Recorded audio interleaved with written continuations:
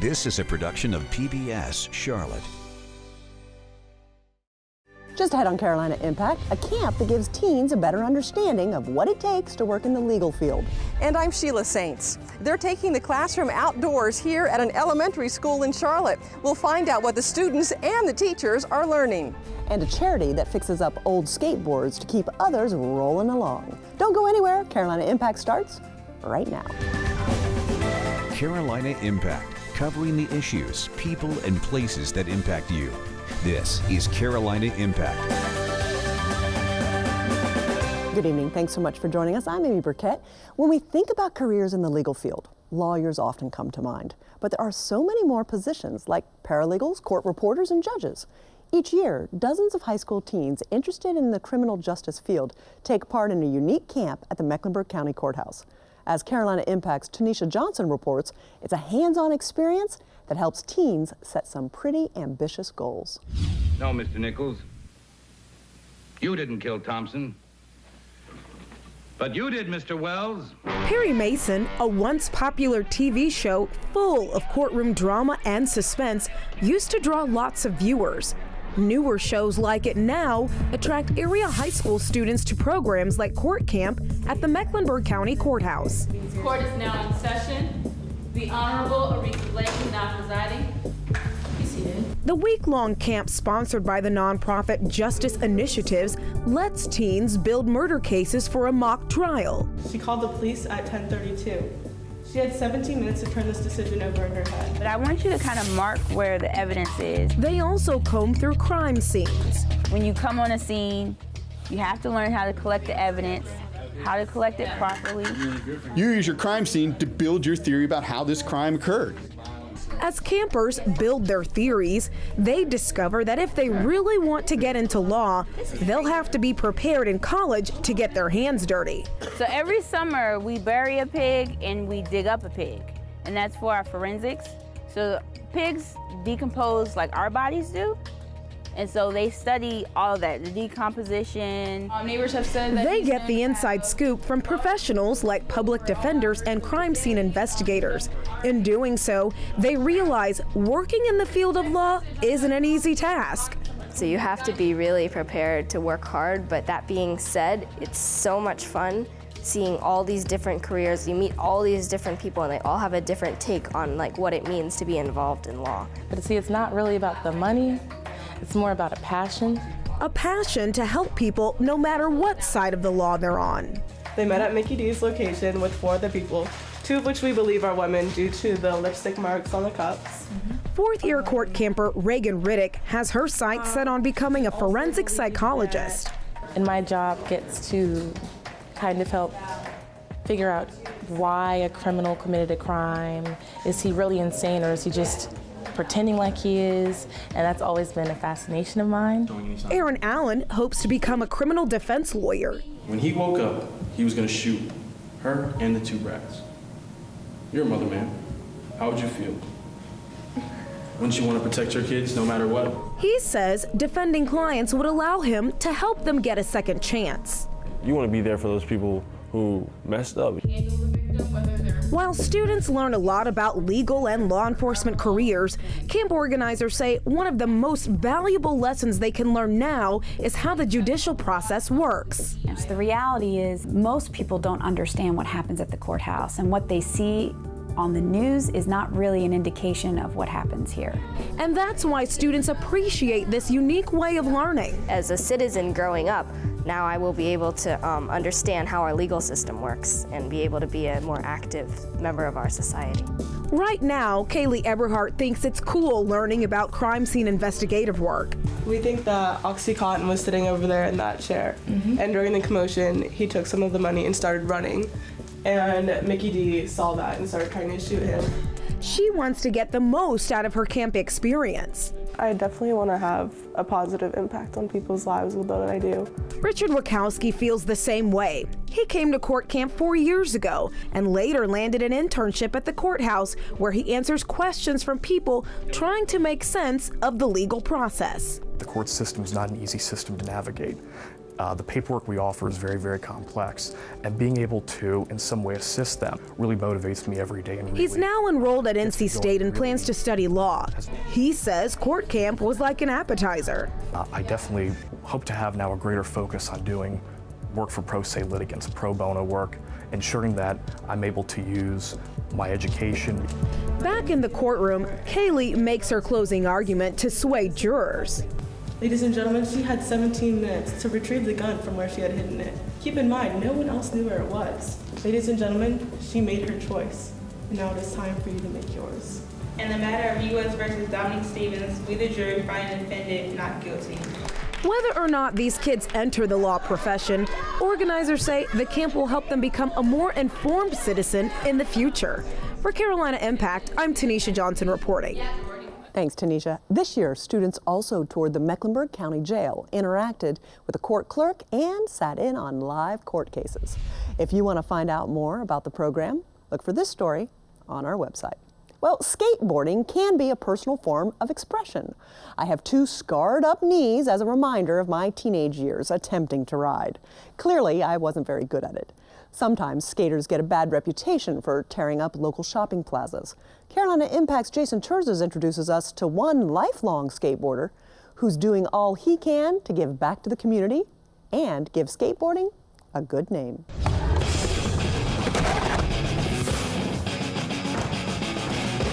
Started going to skate parks maybe when he was about 5.5 or 6. That's his thing. He's on that board all the time. What is it about skateboarding? Most people who love it are enamored by it. I think I got my first skateboard when I was like 3. Maybe it's the dream of competing in the X Games, or being the next Tony Hawk, or maybe it's the challenge, or freedom of expression. It's just a lot different than other sports. It's kind of like an escape from a lot of things.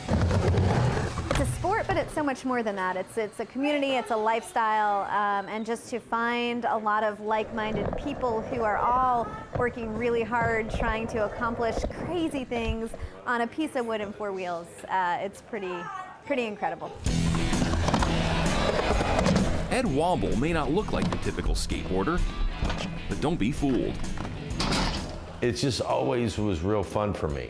At 57, Ed's been making moves on his board for over 50 years. You are responsible for how well you do. And the harder you work at it, the better you get at it. Skating has always been Ed's lifelong passion. Yeah, that's him, back in the 70s, big tube socks and all. I'd walk around the University of Florida campus with my skateboard and people looking at me in 1977, 78 going, "Oh, who's the skateboarder dude?" But they didn't know what I was doing up at the skate park. What he was doing was working on moves that would someday lead him to the Florida Skateboarding Hall of Fame. In his day, there was no internet, no X Games, no way to share what he was doing. We were doing it for the pure fun and sport of doing it. But these days, Ed has a major concern. The sport he's spent a lifetime loving has gotten a bad rep. Skateboarding has an image problem. There's no doubt about it. Many public places don't allow skateboarding, and most cities have few, if any, skate parks. And with most new boards costing $100 or more, it's something most kids simply can't afford. So Ed is trying to change that, one skateboard at a time. The payback is, given to the kids. Thanksgiving weekend, 2006, Tampa, Florida. Ed and some friends were at a local skate park. It was right next to some housing and urban development, so there's always kids playing around, and they always want to ride our skateboards. The guys had an idea: get old skateboards, fix them up, and give them to kids who typically couldn't afford them. The goals? Give away the boards for free and hopefully teach some life lessons in the process. You fall, you get back up, fall, you get back up, and you get better. And just like that, Boards for Bros was born. Over the next month, the guys refurbished 45 skateboards and gave them to kids in underserved areas at Christmas time. Ed even wore a Santa suit during the giveaway. We got in the van to drive away and looked at each other and said, well, we got to do this again.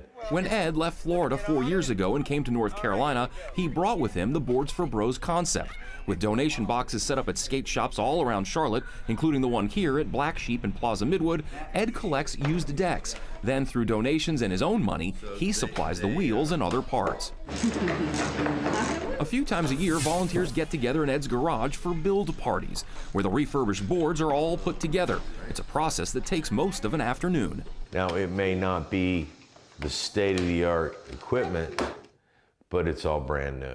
But if building them is the hard part, giving them away, well, that's the fun part. You want that one? For these kids in the Delahaye Courts neighborhood in Noda, having strangers show up to give away free skateboards is about as cool as it gets. I like to ride skateboards and I like to go on big hills. I think it's very generous because most of these kids don't have nothing. And it's special for them. It's a great feeling to give a kid something like that when they're not expecting it. If you don't know how to skateboard, tell them just keep your knees bent. I really appreciate that, like I was saying. You're welcome, man. This is a money-losing proposition, but it's worth every moment because of that feeling we get when we get in the car to drive away. And it's just, wow. I really think this is real neat, that y'all, giving back to the community. And if we can just hear one story about one kid saying, I got, these stranger gave me this skateboard and it changed my life. That'll make it worth it. What would you say to the Boards for Bros people? Thank you very much. What started as an idea more than a decade ago in Florida is now having an impact here in the Carolinas. One man, one idea, making a difference in children's lives. Jason Terzis joins me now in the studio. And Jason, it sure seemed like you enjoyed working on that story. Why? It was fun. When you work with someone who has a passion for what they're doing, it's hard not to feed off of that. So when you have a 57-year-old guy who's been skating since he was 6 years old, he's literally over half a century of skating, and to feel Ed's passion and the way that he feels about it, and the way that he feels about trying to give to the next generation, it really is something special, and that's what makes stories like this fun. And he is doing something to help improve the reputation of skaters, because they do get a bit of a bad rap sometimes for messing up some public property. It's true, and this story actually gave me the opportunity to kind of put myself in their shoes. You go around to different shopping plazas or whatever, and people might see the skateboarders around and trying to get up on the bars or going down steps, and maybe some people look at it and say it's a nuisance. And I understand that point, but also when doing this story, to hear Ed and other people say, there's really not a lot of skate parks out there. So if skating isn't allowed in public places, and skating just like out on the street or on the driveway can get boring, they want places and areas to do tricks and to do other things because that's how they develop their skills. And if there's not a lot of skate parks around there, where are they supposed to go if they can't do it in public places? So I understand where the dilemma is coming from there. I love that he shared some of the pictures of when he was a younger man, and that ability to relate. It had to feel a little like Christmas, though, when you guys went over to some underprivileged students and handed out those skateboards. That's the fun part, and as Ed alluded to in the story, that's the payback. That's, he's not doing it for the money, he's not doing it for the notoriety. He's doing it because he loves to see the kids' faces, when someone shows up and he's got a group of people helping him, and just show up on a Saturday morning and here. No, we're not asking for anything. We're just here to give this to you. We hope you have fun with it, as much fun as we did, and enjoy. I love these kind of stories, Jason. Thanks so much for delivering a great story to us. We appreciate it. Absolutely, my pleasure. Students can learn a lot inside the classroom, but there's a lot to learn outside as well. That's why kids at one elementary school in Charlotte will spend lots of time outdoors this academic year. Carolina Impact's Sheila Saints explains how teachers are using an outdoor garden as a pretty exciting learning tool. Volunteers spend hours in the hot sun building an outdoor classroom at Idlewild Elementary School in Charlotte, where children will study science, math, and language arts. The national nonprofit Real School Gardens creates learning gardens at low-income elementary schools. And we've got sage, we've got rosemary, we've got thyme. Civic leaders, professional athletes, corporate volunteers, and others pitch in to make a garden in one day. To be able to give back to the kids, doing something extremely meaningful, and then also meaningful for us as a college, because we deal with food product every day. And this is going to be very beneficial for the school, and also very beneficial for the smiles that we get to take home as well. My parents, they taught me always to give back when I was able. Say one, say two, say three. Charlotte Charlotte is our newest expansion site. We have a high percentage of low-income schools that need our program, but also a real readiness at the school district level to bring in things that are innovative to help kids. This one's all like not painted at all. Earth science stations, vegetable gardens, monarch and butterfly way stations, a lizard reserve, all kind of things that kids have imagined, but also things that teachers can use. So they get excited about learning because they get to see a garden come to life. They get to see what healthy living is all about. They get to see science and literacy and math all come through a garden. Kids love soil. They love these kinds of things. It's all the added features outdoors with regards to the outdoor classroom. It's the birdhouses, it's the reptiles we're going to have featured.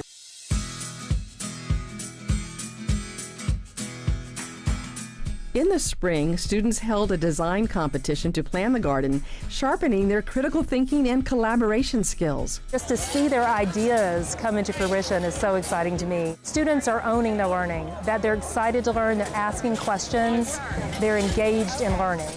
Real School Gardens is about much more than just teaching children how to grow food.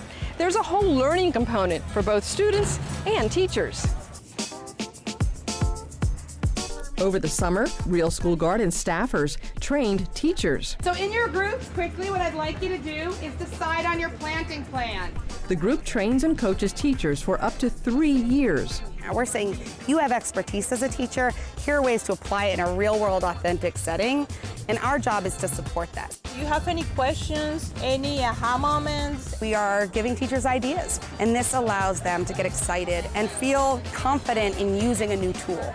We're working on skip counting by threes, so we're using clovers. I think being able to have the hands-on experience of everyday things that they see around them, this is just a different tool that they can use that they probably wouldn't have even thought of. But to be able to bring them out here and use something as simple as a clover and being able to flip it over and then being able to just continually practice saying 3, 6, 9, 12. They have this in their yard. They can practice in their own yard. They don't have to take anything home with them. Real School Gardens has partnered with more than 100 schools across the United States, allowing more than 53,000 students access to instructional gardens. Studies show that some partner schools have seen higher test scores, increased student engagement, and increased teacher job satisfaction and effectiveness. These learning gardens have been a tool to improve academic performance. This is filled with at least 16 different laboratories, from weather stations to earth science stations, native pollinator gardens to lizard lairs. And we provide lesson plans to the teachers. Idlewild Elementary, the #1 magnet school in America. No one seems more excited than Principal Lorenda Deneen. There are no words to describe how thrilled I am to be able to have this opportunity for our school, for our students, and for our communities. And so I'm hoping that our children will come out here, get the academic piece, but also be able to take an emotional piece home with them that can help change their lives so that it can have an impact on them forever.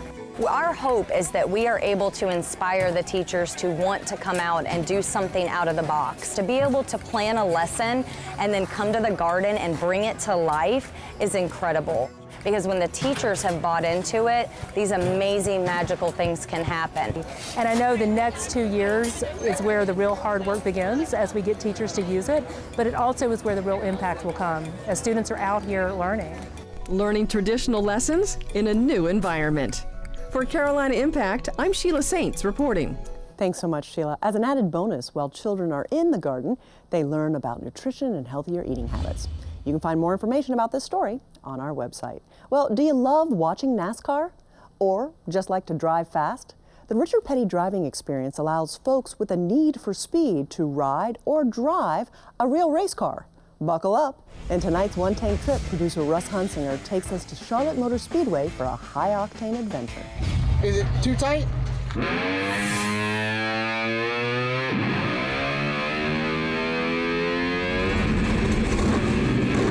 It was awesome. Oh, I love speed.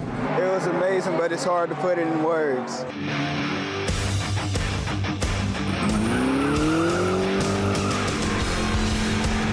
This is the Richard Petty driving experience. We give the general public opportunity to ride or drive a NASCAR-style stock car.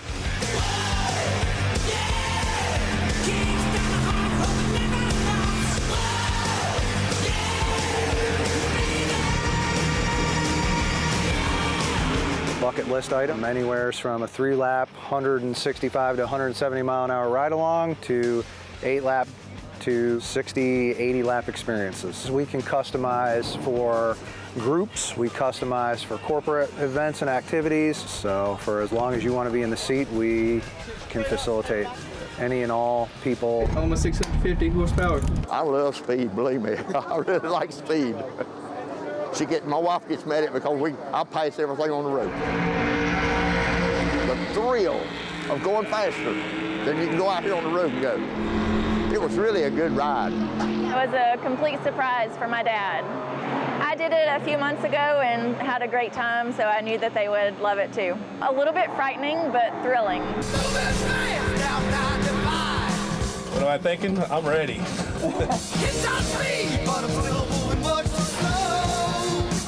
I guess I don't know how to describe it. I would hate to imagine what it's like with 39 other cars out there along with you. What are you feeling right now? Excited and very happy. It was just fast and my adrenaline was pumping. It was amazing. What do you feel when you're out there? Nervous.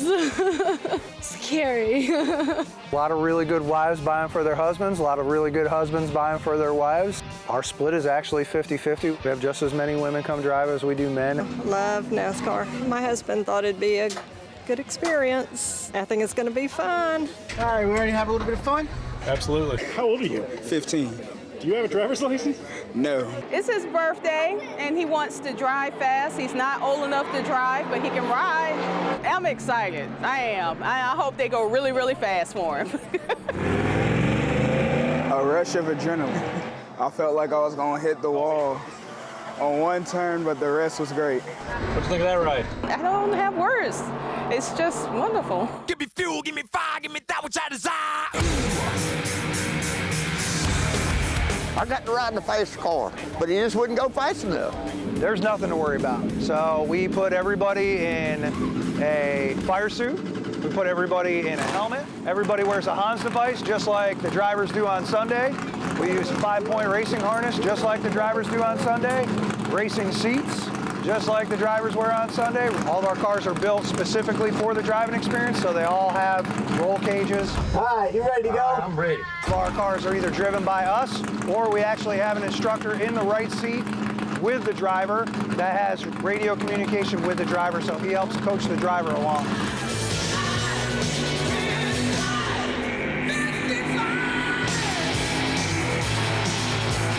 It's going to give you a whole new impression of this place. Oh, I'm sure. Well, I'm nervous, but really, really excited. This is going to be great. I've been to a lot of races, seen them online. Now I'm actually riding in a car. Who knew? Definitely do it. It's worth it. It's exciting, fast, and a great experience. I want to drive fast when I get older and be a race car driver. Thanks so much, Russ. The Richard Petty driving experience is only available on certain days, and we've got the schedule on our Carolina Impact page at pbscharlotte.org. Well, have you visited our Facebook page lately? What are you waiting for? It's a great way to find out about cool things happening at PBS Charlotte, like our Season 2 Victoria preview party coming up Thursday, December 7th at Halton Theater. We hope to see you there. Well, before we go, I'd like you to meet these terrific teens from Forest View High School in Gastonia. Melissa Heilig's TV production class is one of 3 local schools chosen as PBS NewsHour student reporting labs. We've paired up 2 members of our team at PBS Charlotte to mentor these students throughout the year, and we are thrilled that they are with us. Well, if you'd like to schedule a studio tour, head over to our website, pbscharlotte.org, look for the Education and Outreach tab, and select Studio Tour for details. That does it for us tonight. Thanks so much for joining us. We always appreciate your time, and we look forward to seeing you back here again next time on Carolina Impact. Good night, my friends.